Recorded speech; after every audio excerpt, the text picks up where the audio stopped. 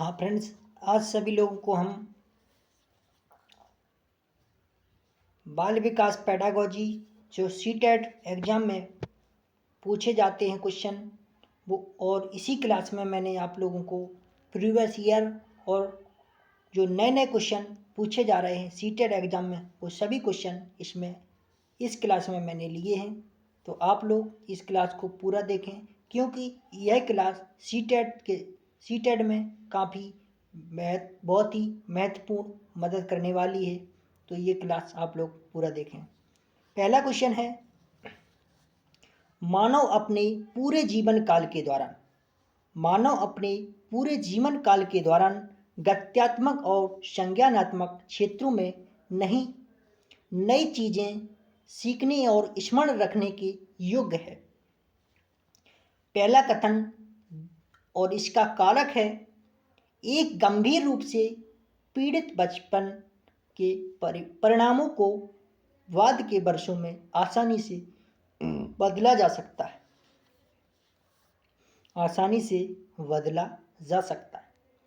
इसका आंसर है ए सही है, लेकिन आर गलत है। आंसर इसका सी करेक्ट है। अगला क्वेश्चन,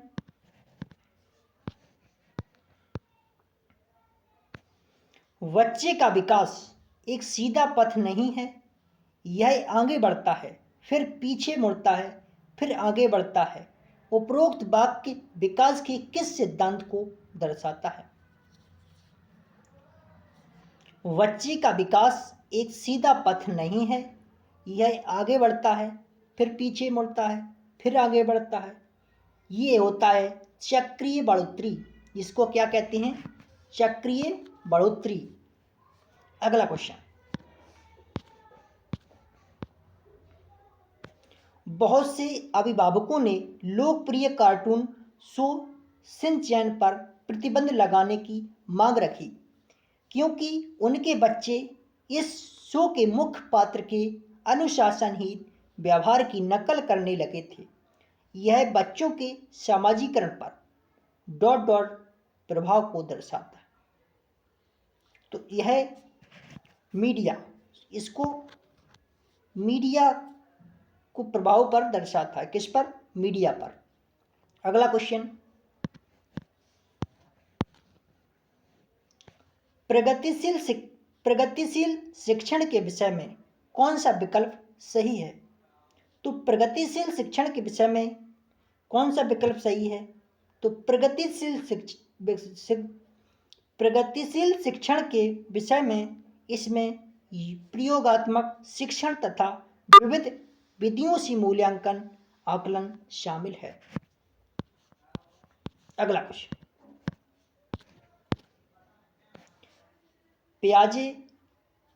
जीन पियाजे थे, उन्होंने विकासात्मक अवस्थाओं को किस क्रम में प्रतिपादित किया था?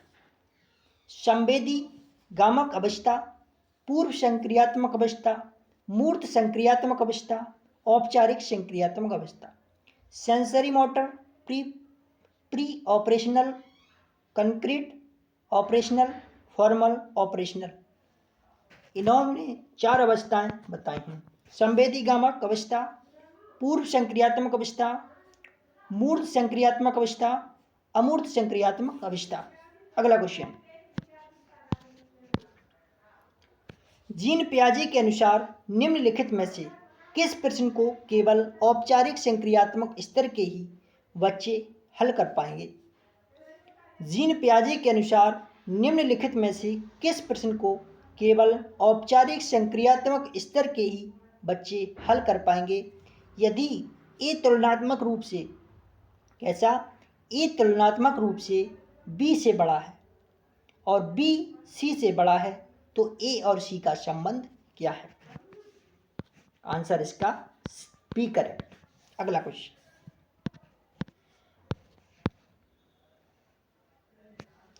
लेव-वाइगोत्स्की के अनुसार निम्न में से कौन सा कारक अधिगम को प्रभावित करता है? तो लेव-वाइगोत्स्की के अनुसार सामाजिक अंतःक्रिया, सांस्कृतिक उपकरण, भाषा, ये तीनों ही अधिगम को प्रभावित करते हैं, लेकिन नकारात्मक पुनर्वनन ये नहीं करता है। आंसर इसका है 1, 2, 3। Correct answer C. अगला क्वेश्चन, लेव वाइगोस्की के अनुसार जब कोई अध्यापक छात्र के वर्तमान प्रदर्शन स्तर के अनुसार उसे दिए जाने वाली सहायता में समायोजन करता है तो यह स्थिति क्या कहलाती है? इस स्थिति को लेव वाइगोस्की कहते हैं स्कैफोल्डिंग। क्या कहते हैं? स्कैफोल्डिंग। हिंदी में कहते हैं पॉड। स्कैफोल्डिंग इसको कहते हैं लेव वाइगोस्की। अगला क्वेश्चन, लॉरेंस कोहलबर्ग के अनुसार, किसके अनुसार? लॉरेंस कोहलबर्ग के अनुसार बच्चों के नैतिक विकास के तीसरे स्तर पर आरंभिक संबंधों को बनाए हुए होता है। स्वर्णिम नियम वाले स्तर को कहा गया है। इस स्तर को कहा गया है बच्चा दूसरों को प्रसन्न रखता या प्रसन्न रखना और उनकी सहायता करना। ये लॉरेंस कोहलबर्ग के अनुसार स्वर्णिम नियम वाले स्तर को कहा गया है। अगला क्वेश्चन, हॉवर्ड गार्डनर ने बुद्धि के बारे में निम्नलिखित में से क्या प्रस्ताव किया? तो बुद्धि के बारे में गार्डनर ने एक सिद्धांत दिया था, बहुबुद्धि का सिद्धांत। उसी सिद्धांत के अनुसार इन्होंने कहा बुद्धि बहुबुद्धि, बुद्धि एक प्रकार की नहीं, बुद्धि बहुत सी प्रकार की होती है। ये कहने वाले हॉवर्ड गार्डनर थे। इन्होंने ये बहुबुद्धि का सिद्धांत दिया। उसी सिद्धांत में इन्होंने कहा बुद्धि के अंतर्गत बुद्धि के अंतर्गत कई अलग अलग मानवीय क्षमताएं आती हैं। ये कहने वाले हॉवर्ड गार्डनर थे। अगला क्वेश्चन, बहुत से टेलीविजन विज्ञापनों में पुरुष महिलाओं के उनके रूढ़िवादी भूमिकाओं में दर्शाते हैं। एक अध्यापिका को अपनी कक्षा में इस पर किस प्रकार चर्चा करनी चाहिए? तो इस प्रकार चर्चा करनी चाहिए, बहुत से टेलीविजन विज्ञापनों में पुरुष महिलाओं के उनके रूढ़िवादी भूमिकाओं में दर्शाते हैं। एक अध्यापिका को अपनी कक्षा में इस विषय पर किस प्रकार चर्चा करनी चाहिए? तो वह उन्हें इन विशेषज्ञों को आलोचनात्मक दृष्टि से विश्लेषण कर किसी तार्किक निर्णय पर पहुंचने के लिए प्रोत्साहित करे।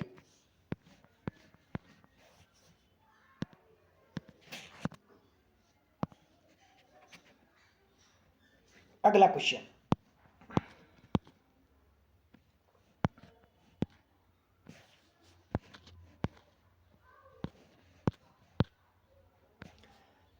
जहाँ तक भाषा विकास का संबंध है किसने यह कहा कि विचार पहले आते हैं फिर भाषा आती है?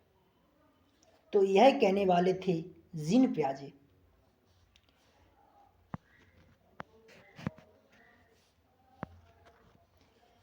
भाषा का विकास सिद्धांत, तो भाषा पहले आती है, विचार बाद में आता है, या फिर विचार पहले आता है, भाषा बाद में आती है, ये कहने वाले जीन पियाजे थे। लेकिन भाषा विकास का सिद्धांत नोम चॉम्स्की ने दिया और इन्होंने कहा जो भाषा विकास है, भाषा जन्मजात होती है, भाषा अर्जित नहीं की जाती। भाषा विकास का सिद्धांत देने वाले चॉम्स्की, भाषा अर्जित नहीं की जाती, भाषा जन्मजात होती है, ये कहने वाले चॉम्स्की। लेकिन विचार पहले आता है, भाषा बाद में आती है, ये कहने वाले जीन पियाजे। Correct answer. अगला क्वेश्चन,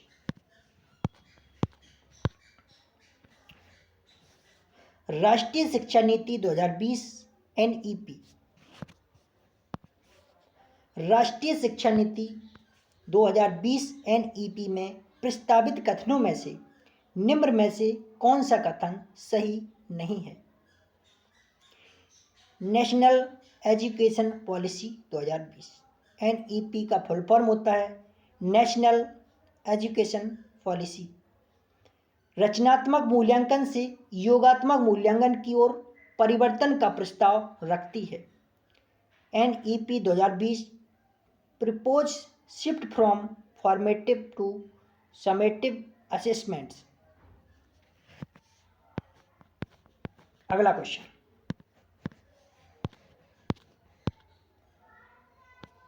क्या किसी कक्षा में धीमी गति से सीखने वाले शिक्षार्थी मेधावी और औसत जैसी शब्दावली विद्यार्थियों का उल्लेख करने के लिए प्रयोग में लानी चाहिए? जी हाँ, यह विद्यार्थियों को अपने निष्पादन के स्तर को समझने में मदद करती है। गलत। जी नहीं, शब्दावलियाँ विद्यार्थियों की योग्यता के आधार पर उनका नामीकरण करती हैं और समावेशन करती हैं। Correct answer, no these terms label children based on ability and are non inclusive. अगला क्वेश्चन, एक अध्यापिका को अपने कक्षा कक्ष में किन विभिन्नताओं को सम्मान देना चाहिए और सम्मिलित करना चाहिए? एक अध्यापिका को अपनी कक्षा कक्ष में किन विभिन्नताओं को सम्मान देना चाहिए और सम्मिलित करना चाहिए? क्षेत्रीय, सामाजिक, सांस्कृतिक, आर्थिक, भाषाई। सोशल, कल्चरल, सामाजिक सांस्कृतिक को सम्मान देना चाहिए। अगला क्वेश्चन,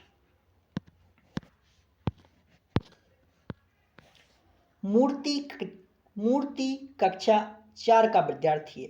पठन के संदर्भ में वह केवल इतना ही पढ़ पाता है जितना किसी कक्षा 1 के विद्यार्थी का स्तर होता है। मूर्ति को ध्वनि का मिलान करने से शब्दों की वर्तनी तथा पठन भी कठिनाई आती है। इसको कहते हैं, पढ़ने में कठिनाई आए उसको डिसलेक्सिया कहते हैं, पठन वैकल्य। इसका करेक्ट आंसर। अगला क्वेश्चन,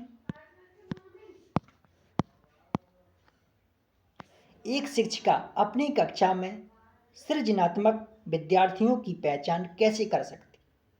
उनकी मौलिक सोच के आधार पर। किस पर? एक शिक्षिका कक्षा में सृजनात्मक विद्यार्थियों की पहचान कैसे कर सकती है? तो उनकी मौलिक सोच के आधार पर। कैसे? उनकी मौलिक सोच के आधार पर। Their innovative style of thinkings. अगला क्वेश्चन,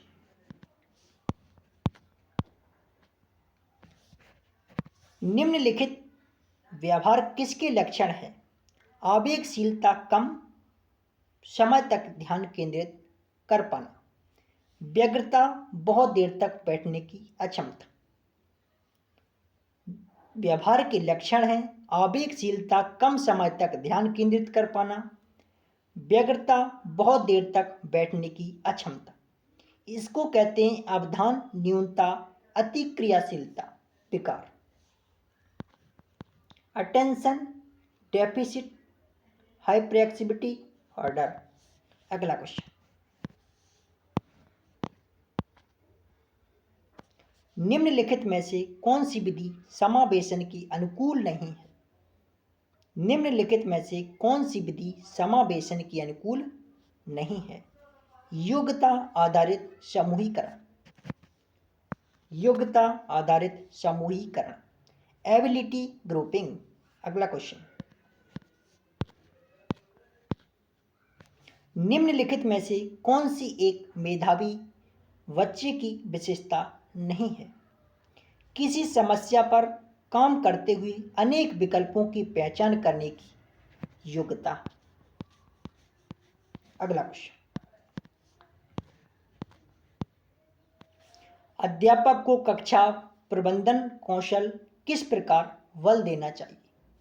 अपनी प्रतिक्रियाओं के लिए प्रचुर अवसर देना। तो अध्यापक को प्रबंधन कौशल किस प्रकार बल देना चाहिए? अपनी प्रतिक्रिया के लिए प्रचुर अवसर। अगला क्वेश्चन, बच्चों में संप्रत्यात्मक विकास का प्रोत्साहित करने के लिए कौन सी विधि सबसे प्रभावी है? Give a variety of examples and encourage invents to use reasoning। बहुत सी उदाहरण व गैर उदाहरण देना तथा बच्चों को तर्क शक्ति का उपयोग करने के लिए प्रोत्साहित करना। अगला क्वेश्चन, प्रभावशाली शिक्षण में समाहित है। तो प्रभावशाली शिक्षण में समाहित है छात्रों की भावनात्मक आवश्यकताओं का ध्यान रखना, पाठ्यचर्या और आकलन को छात्रों की आवश्यकता अनुकूल बनाना, छात्र संवाद हेतु लचीला सामूहिक निर्माण। आंसर इसका बी। अगला क्वेश्चन, रेखा ने अपनी छात्राओं को भारत का मानचित्र दिया और अंतर्ज्ञान अनुमान के आधार पर मुख्य नगरों के स्थान बताने को उत्साहित किया।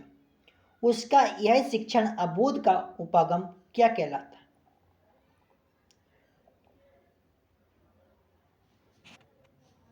यह कहलाता है डिस्कवरी लर्निंग, खोज शिक्षण। क्या कहलाता है? खोज शिक्षण।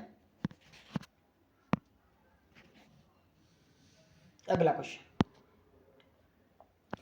किस संप्रत्यय तथा उसके उपसंप्रत्यय की अधिक्रम तथा अंतर संबंधित रूप से क्या प्रस्तुति कहलाती है? प्रस्तुति क्या कहलाती है? ग्राफिक ऑर्गेनाइजर, चित्रण आयोजक कहलाती है। क्या कहलाती है? चित्रण आयोजक।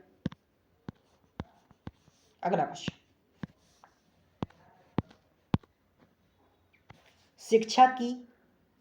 शिक्षा की कई प्रतिवेदनाएं यह दिखा रही हैं कि विद्यार्थी प्रत्याशित अधिगम स्तरों से कम प्रदर्शन कर रहे हैं। इस दूरी को समझने के लिए विश्लेषण की प्रथम इकाई है। क्या होनी चाहिए? तो यह होनी चाहिए सिस्टम, इसको कहते हैं तंत्र। अगला क्वेश्चन, बच्चे पढ़ाई के लिए आंतरिक रूप से अभिप्रेरित होते हैं जब उनका शैक्षणिक वातावरण उनमें अपनत्व का भाव उनकी क्रियाशीलता में तीव्रता लाता है। तो there learning environments fosters their sense of belonging and friendship. अगला क्वेश्चन, कौन सा संवेग अर्थपूर्ण सीखने को प्रोत्साहित करेगा? कौन सा संवेग अर्थपूर्ण सीखने को प्रोत्साहित करेगा? तो जिज्ञासा, इसको कहते हैं करोसिटी। जिज्ञासा व्यक्ति को सीखने में प्रोत्साहित करती है। जिज्ञासा बालक में होगी तभी वो सीख पाएगा, अन्यथा नहीं सीख पाएगा। अगला क्वेश्चन, बच्चों द्वारा निर्मित सहज या अंतर्ज्ञान सिद्धांतों को उन्हें साझा करने के लिए उन्हें प्रोत्साहित करना। कथन आर है, सभी बच्चे वास्तविकता की पूर्व संकल्पनाओं से आरंभ करते हैं और विद्यालय में उनकी समझ को ये संकल्पनाएं प्रभावित करती हैं। तो इसका आंसर है ए और आर दोनों सही हैं। आर सही व्याख्या करता है ए की। अगला क्वेश्चन, सामाजिक संरचनात्मक कक्षा में किस तरह की क्रियाकलापों पर बल देना चाहिए? सामाजिक संरचनात्मक कक्षा में किस तरह के क्रियाकलापों पर बल देना चाहिए? तो जो चुनौतीपूर्ण हो और समालोचनात्मक चिंतन की अनुमति दें। कौन सी सामाजिक संरचनात्मक कक्षा में किस तरह के क्रियाकलापों पर बल देना चाहिए? जो चुनौतीपूर्ण हो और समालोचनात्मक चिंतन की अनुमति दें। Task that are challenging and allow critical thinkings. तो आप लोग चैनल को सब्सक्राइब, लाइक, शेयर करें बेल आइकन घंटी को दबाएं। यहाँ पर सभी टीचिंग एग्जामों की निःशुल्क तैयारी कराई जाती है। अनुष्का एकेडमी ग्वालियर, जिस चैनल का नाम है अनुष्का एकेडमी ग्वालियर, चैनल को सब्सक्राइब, लाइक, शेयर करें। सभी शिक्षक और शिक्षिका बनाने का एकमात्र संस्थान अनुष्का एकेडमी ग्वालियर। अगली क्लास में फिर मिलते हैं, तब तक के लिए धन्यवाद।